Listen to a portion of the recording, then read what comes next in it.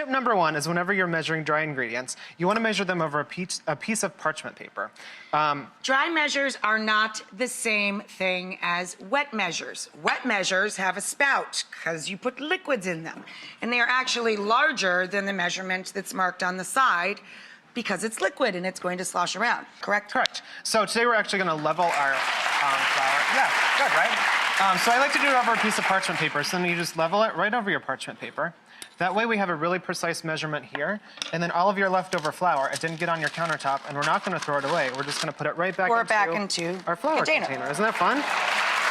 And now we're going to come down here to tip number 2. Now, whenever you make a cake, you always want to use room temperature butter.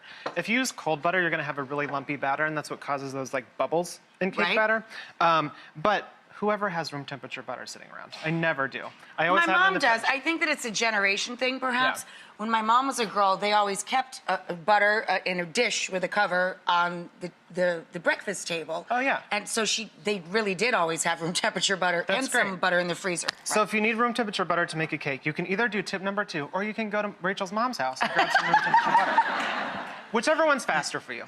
So we're going to take our stick of butter. This recipe calls for 1 stick of butter, and we're just going to grate it on a box grater.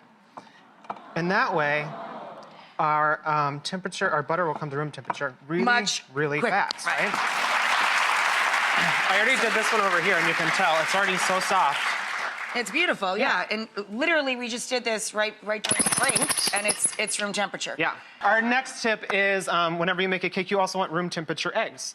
If you live in Europe, you already have room temperature That's right. eggs. We keep ours on the counter. Yes. As long as they're fresh eggs, we keep them on the counter. But if you've watched the news recently, you know that we're in America. We don't have room temperature eggs. We have cold eggs. We have cold eggs. So if you need room temperature eggs in a pinch, all you have to do is put them into a bowl and just cover them with some warm tap water. You don't want to use hot water because you don't want to, risk You don't want to start cooking eggs. the eggs, right? But you just let them sit in room temperature water for just about a minute or 2, and they come up to room temp pretty quickly. This one is how to measure sticky ingredients. Oh, I know this one. I know you love this one, so I'm gonna let you do that. I know and we this actually one. need, I brought the honey. It's supposed to Can be we have the honey? Yeah, somebody bring out some honey. And I'm gonna go over here and start microwaving our next ingredient for tip number 5. Did we get a funky plastic wrap? Whatever, I'll deal with this. I'll win, don't you worry. All right, I'm gonna go microwave. You go to the microwave. Oh, thanks, Jeanette. Oh, thank you. If you don't have a Jeanette at your house, make sure you gather the honey first. Look, you line your measurement with plastic wrap. You fill it with whatever the liquid is. So if you're using corn syrup or honey, right? Can I show them? Yeah. Can I show them? Yeah. Then you take the whole doodad and you poke the bottom and squirt it into the bowl. How fun is that?